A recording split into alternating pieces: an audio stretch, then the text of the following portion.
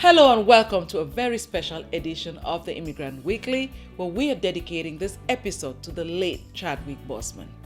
My guest today is the fascinating Anwar Jamison, a Memphis-based filmmaker, writer, and English professor who established the digital media and film program in 2012 at Arkansas State University, Mid-South in Memphis, Arkansas. His most recent work, the romantic comedy Coming to Africa, written and directed by him, has been named an official selection in the 7th annual Las Vegas Black Film Festival, which took place in Las Vegas, Nevada. This is fitting for our conversation in honor of the late Chadwick Boseman and the impact of his legacy in bridging Africa or the motherland and his children in the diaspora. Now, if you haven't subscribed yet, click on the subscribe button and ring the notification bell. Please also hit the like button so that you too will share our videos. Chadwick Boseman portrayed the regal Black Panther, T'Challa, now one of the world's most beloved superheroes. Today, as we mourn his loss and celebrate his life, we will explore what it's like to make it in Hollywood and the dynamics of the relationship between Africa and its diaspora, which was the backdrop of the premise of Black Panther and is also the premise of Jamison's Coming to Africa. And so I want to welcome Mr. Anwar Jamison to Immigrant Magazine Weekly. Do you go by Anwar Jamison? Yes, Anwar. Anwar is fine. That's an interesting name. What's the origin?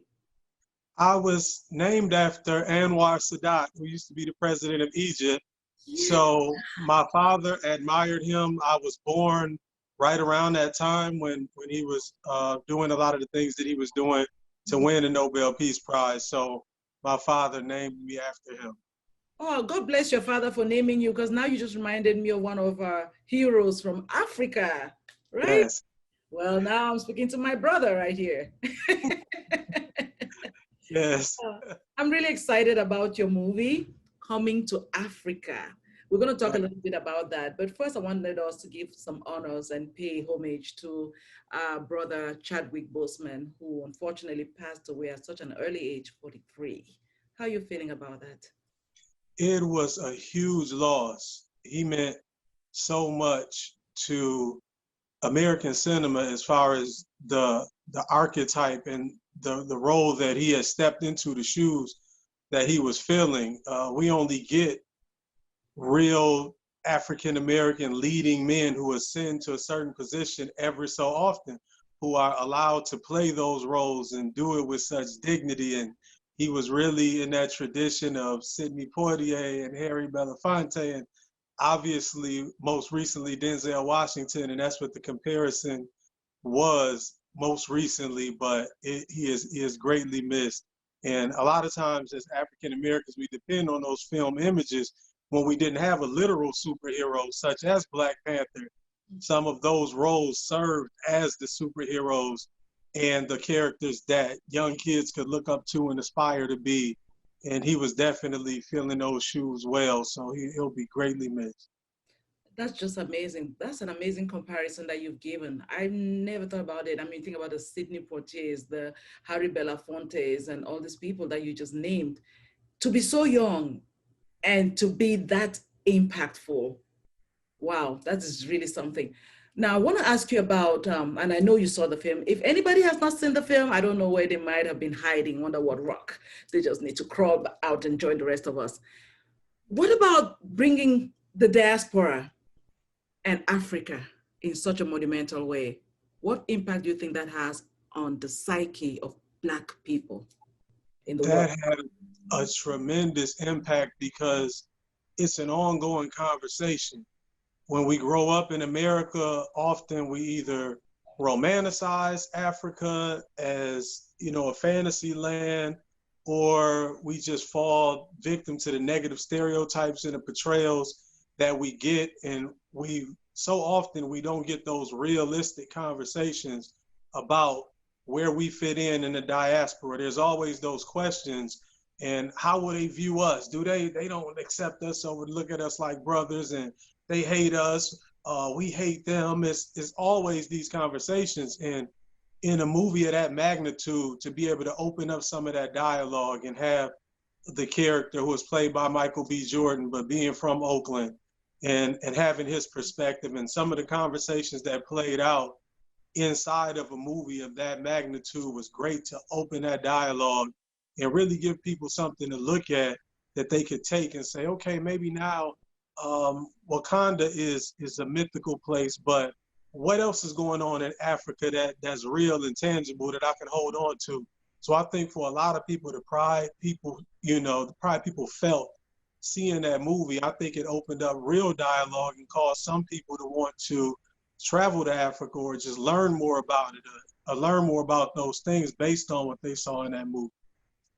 You know, Anwar, I was just thinking as you were just making this point, that typically the movies that do really well are the stereotypes about a people. A movie about lions and Africa and how, degraded, people are used to that. What do you think it is about this aspirational city or nation of Wakanda that made people gravitate to this movie so amazingly and want to be African? Like everybody was wearing the royal garb and all whatnot. Yeah, I think in a way it made people feel like this is something to, and you said the word aspirational, this is something to aspire to. I think in a way it made people say, hey, this is what it can look like. This is what we can be. This is how we can carry ourselves. We can redefine the culture and get to some level of respect and dignity and intelligence and everything that was portrayed, again, even though it's fictional. So sometimes life imitates art. And sometimes the spark can come from fictional characters in a world like that. But it's always an ongoing conversation that we have amongst ourselves. What do we need to do? We need to support our own stores. We need to get our own stores. We need to do this. We need to do that. So I think Wakanda represented the highest level of something that could be possible if we were to put our energy and focus towards it. You know, I want to ask you about something that Boseman, or Chadwick, said in an interview. And I think he said most African Americans, just like yourself, have had a moment where they've questioned their Africanness, meaning there's like, I'm of African descent, but I don't have that connection, and that there's a pain that comes with that. Do you feel that pain? Have you felt that pain? And how can we heal that pain? I have felt that. And I think more so even than a pain, I think there's a pain more so the more you read about it and the more you learn, might be the pain that he spoke to. I think at first it's just more so of a ignorance, not ignorant in the sense of you're an ignorant person, but just we only get a really one-sided portrayal of it. So our history books, we take world history in class, it's never a portrayal that gives us anything concrete to hold on to. So we have to go outside of that and start to read on our own. So as I was always a person who loved to read from an early age. I had read Kwame Nkrumah's biography as a teenager, just stumbling upon it in the library. Like, this sounds interesting. I had no idea about Ghana or anything then, but those things started to then give me those feelings like, wow, we are completely disconnected from this land that we know we descend from. How do you bridge that gap? So it just seems like such a enormous task, like something you never can do. So I think for a lot of people, they turn it off. We use defense mechanisms and kind of block out, well, I don't want to go over there anyway, or hi, some of the things. And that's where some of the back and forth and some of the name calling and things we look back, because we're taking in all those stereotypical portrayals. So just like, then it makes you ashamed. If that's what they're showing you on TV all the time, we're just seeing all of these desolate areas, and all they show us with Africa is poverty and hunger and feed the children. And we only see that commercial, the commercial telling us that's all we as children. So then you're looking at it like, well, if that's where we're from, okay, we were slaves here, then this is the place we were from. Like, wow, what really do we have at all? So I think that That pain that he means is you're disconnected from it, and then what you see of what you're disconnected from is still only this portrayal that leaves you nothing to be proud of or nothing to really reach for. So the more you learn about it, I think everyone has their own individual journey, because again, our public school system doesn't give it to us. Right. And the more I learned, I started to be able to reconcile some things in my own mind and really make connections and see things that I was able to latch on to on my own and kind of find my own pride in. You know, you would think that having Africans now come to the United States and settle, and we're building this diaspora, which includes everybody, you, me, and the Caribbean, all of us together, you'd think that we would be more glued to each other. However, there's still a little disconnect, because when I'm talking to my African-American brothers or community and friends, sometimes the things that I value, they don't value. For example, like this Black Lives movement that's going on. Do you know, I have talked to African-Americans who wonder why I'm even supporting the movement. And even though I'm trying to encourage more Africans to grow, to join, because as an African, I come here blank. I don't know what Democrat means, what Republican means. I just know that I have to discern certain things for myself, and sometimes I'm counting on you to enlighten me on it. What can we as Black people right now in the diaspora do to enhance each other and consequently have impact on the continent? We definitely have to, first of all, have some honest dialogue and have more conversations, because I think a lot of times we assume that we're talking to each other when we're really not. So I think a lot of people have these conversations in their individual groups. And then I'll see people on social media, or they'll say certain things like, hey, when we did this, where were you all at? And it's like, I had no idea. I never heard that. I didn't know that this movement was taking place over here or this movement over here. So first of all, we need to communicate better. You know, I was just telling people about the National Black Power Conference in 1972 that took place in Gary, Indiana.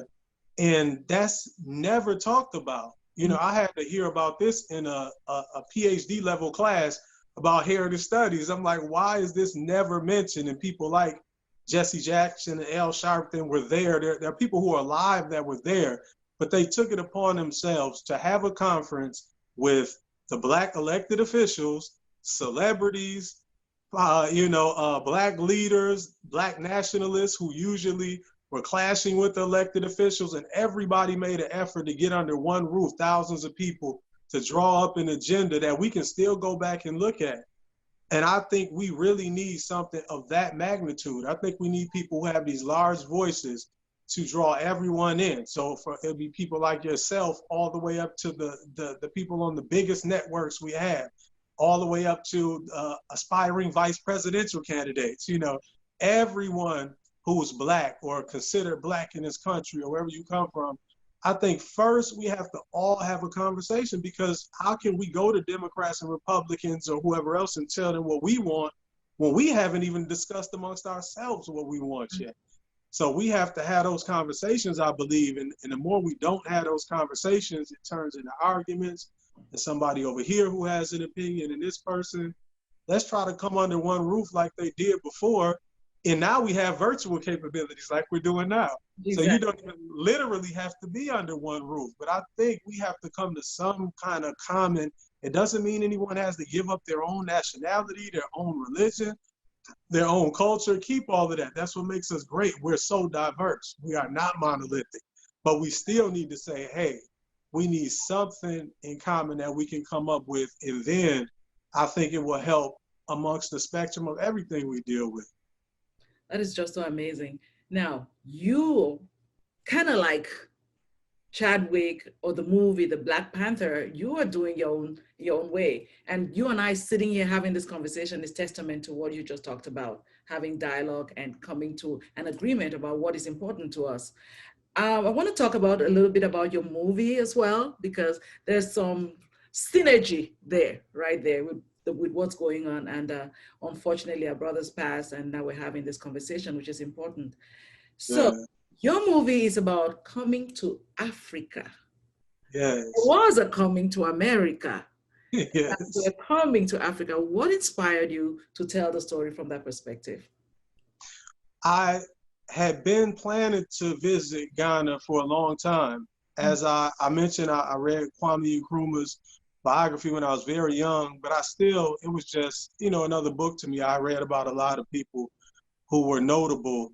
And as I did my research, again, it starts out as an idea usually for us, like, hey, one day I'll go to Africa, but that's 54 countries. Like, what does that really mean? So then, as I got more serious about it and started narrowing it down, I wanted to go in West Africa because everything, as far as that we're taught about history and what we learn about ourselves, just knowing that most of us come from West African descent for the most part, even if we don't know exactly where, and we're usually lost to that fact. So at first I said West African. I did my research. I said they need to speak English where I go.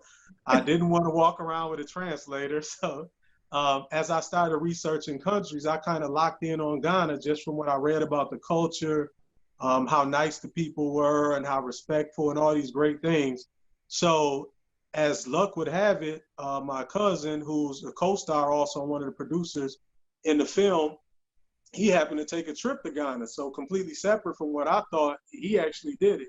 So him and his wife went there around 2006 or 2007. And this was at the same time that I was in film school.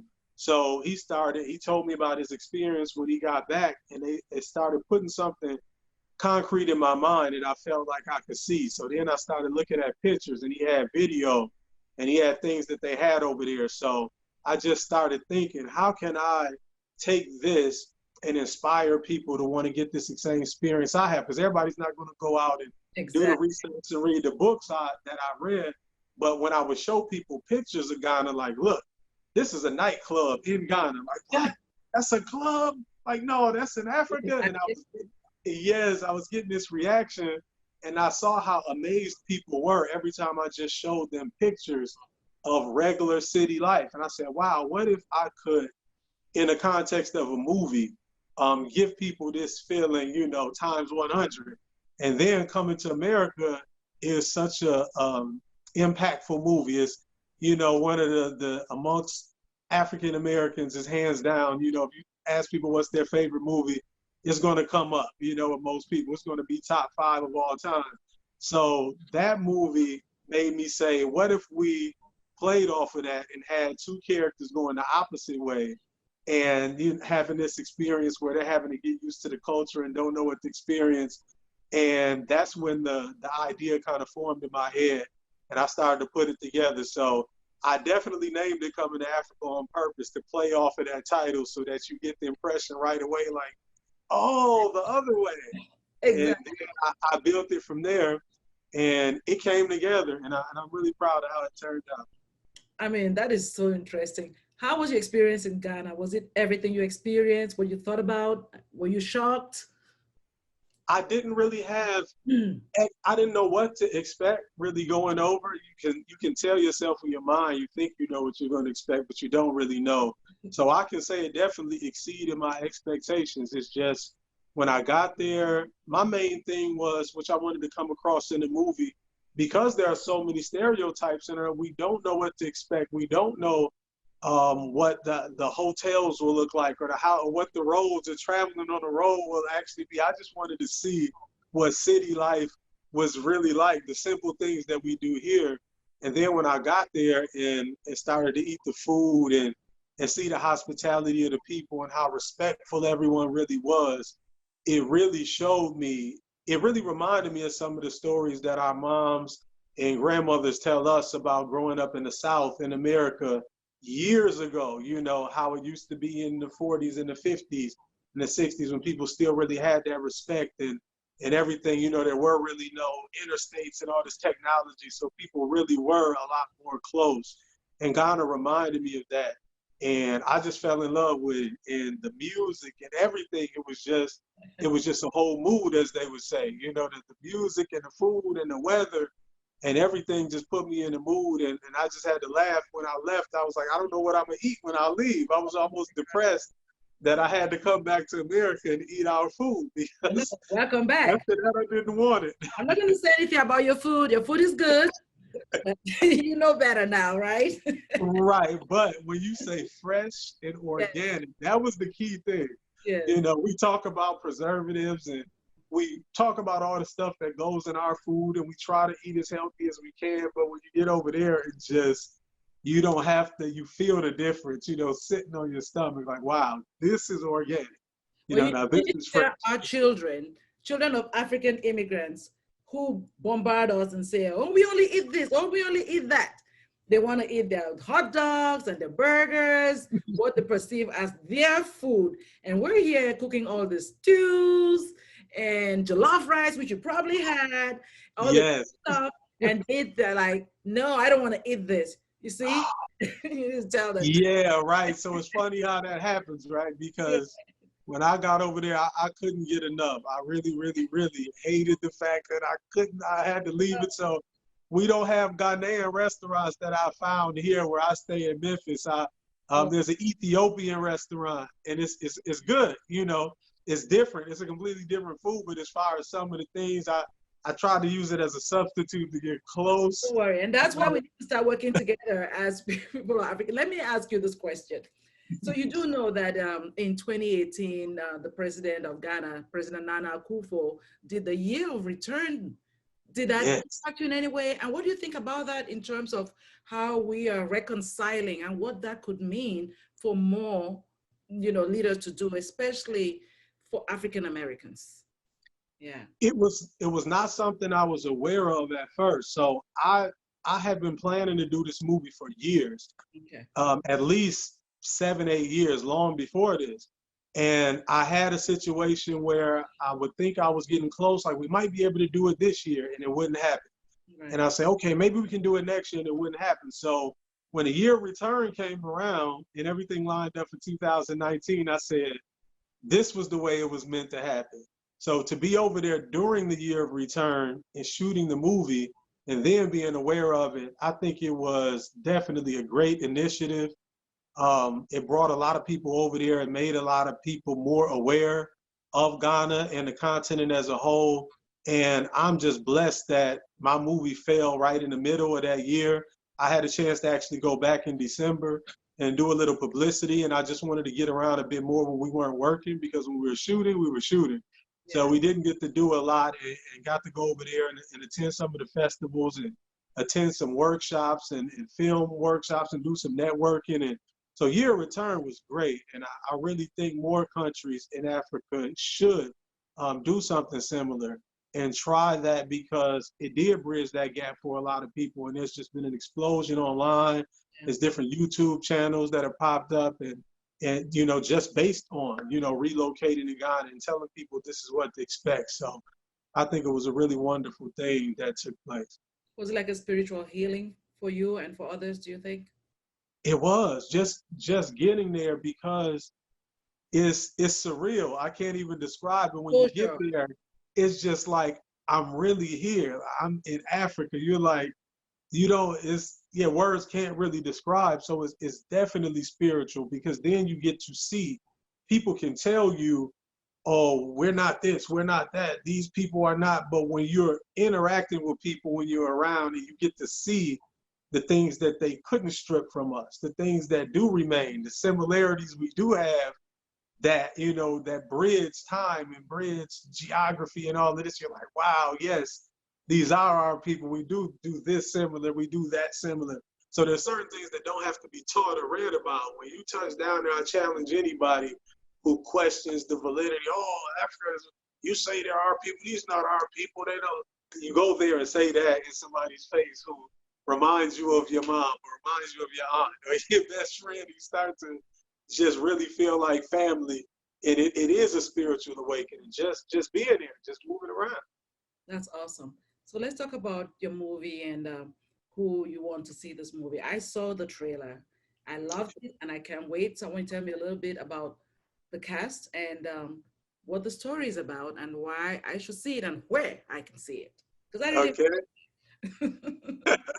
So it begins with a character who, it really fits with what's going on with the time. It really resonates what's going on now, because there's a consciousness going on right now that is pretty much unprecedented. The events that are going on are forcing people to have an awakening, even if you've tried to avoid it for most of your life. And this centers on a character who has been avoiding this and doesn't want to talk about those kind of things. And he thinks that achieving success in corporate America will solve all of his problems. If I can just get to the money and climb the corporate ladder, hey, all this Black consciousness stuff, I don't care about that. But as often happens with people like that, in real life, you get a rude awakening. That's right. America has a way of letting you know you are Black, it does matter, you do need to know, you do need to care about it. So it's just by chance that he happens to take this trip to Ghana, which ends up being exactly what he needs at that time after he gets this rude awakening. And the cast, I had a great cast. I have Khalil Kane in a lead role, who is a great actor. He was an actor I looked up to, growing up, and just somebody, when you're a director and you get to a certain point and now you're like, wow, I can grab certain people for the cast. You want to work with people who you admire, people who you've looked at their work and know are great actors. So he did a really great job, and he just was almost like a coach on the set. I told him he came and he had so much experience in the industry, 20-some, 30 years or whatever the case. And he was really just able to bring a veteran presence, especially on this side here in America, that we needed. And in Ghana, we have Nanama McBrown and David Donto. So Nanama McBrown was just really gracious, and she had just had her baby not too long before that, some months before that. So she didn't really have to do it. So I was glad that she did. And she added a lot to it. And just moving around Ghana and seeing how much they really love her and how revered she is was just amazing. You know, we'd be driving, like, here she is on another billboard. Okay, here we are again. And, You and you couldn't go 5 minutes without seeing her somewhere. So it was just really cool that she really came and just really blended in and did what she did. And sometimes she had to, have the baby on set and the nanny, and it was like, okay, let's make sure we're being as professional as possible and do what we do so she can get back to being the mother of her beautiful young daughter. So that was great. We had David Donto, who really brought a lot. I was able to bounce things off of him because I wanted to be sensitive to, this is a comedy. So I'm coming to Ghana, this is a comedy, but I wanted to make sure that anything I thought was funny is appropriate, because I didn't put anything over the top. So I don't even mean appropriate as far as language or sexuality or whatever. I didn't want anyone to feel like we couldn't come over here and make fun of anything. And I knew in my heart that I wasn't. But he was great for bouncing certain things off. Like, this joke right here, is that good? That's appropriate. Oh, yeah, that's good. That's good. So him being like, the most revered actor, in Ghanaian history pretty much, I just felt honored just sitting there with him, being able to go over the script and him kind of verifying some things for me about Ghana, and this is what you should do, and the handshake and giving me little cultural tips that we made sure to get into the movie. That was great. And Paulina Odro, same thing. I was able to have her in there, and she's a musician as well. And she contributed, she asked, if you need some music, let me know. And I was able to call her back on WhatsApp. But I was in post-production, like, yeah, remember when you said if I need some music, yeah, can I use some? So he sent me some things, and I was really touched when she came on the set, because she hadn't been doing movies, I guess, for a little while. She had, a couple. She was kind of disillusioned with some of the scripts that she had received and felt like some people were doing the same thing and just wanted people to step it up. And she told me that when she read the script, and she was like, wow, this is the type of movie that needs to be made about Ghana and about Africa. So that really meant a lot, that she felt like, she was really comfortable doing this movie based on the script, when she had been turning down some scripts before that. So that was great. And besides that, there were so many other actors who came out, actors and actresses who I wasn't aware of or didn't necessarily know. And then after the fact, I was like, oh, okay, she's done a lot of things. He's done a lot of things. I just picked the best people from the auditions. They auditioned. Yeah. And then, so we had people in there who've done a lot of great work. that I wasn't even aware of, but they did a great job in audition, so we just picked them. So the cast really came together. It's a really well-rounded cast, a great cast, and they put on a great performance. I love that the movie encapsulates the diaspora, the motherland, in the cast, in the story, everything. I cannot wait to see it. So how can I see it, and how can everybody else see it? Okay, it will be released to digital platforms. We actually were set up to have a theatrical release. I said, oh, the first time I was going to have the release, ideal release I wanted, and COVID came along. But I made up my mind early on, and I wouldn't let that deter me from anything that I needed to do. So we've been moving along. We're going to have a nice rollout, and we're setting up the exact date right now. We're finalizing some things so people will know, but it will be in the next couple months. It will be this fall, before the winter. That's all I could say. That's before right. the holiday season and before all of that. So if they'll just tune in on the website, comingtoafricamovie.com, and just stay tuned to my social media, Anwar Jamison on Instagram, Facebook, Twitter, everything.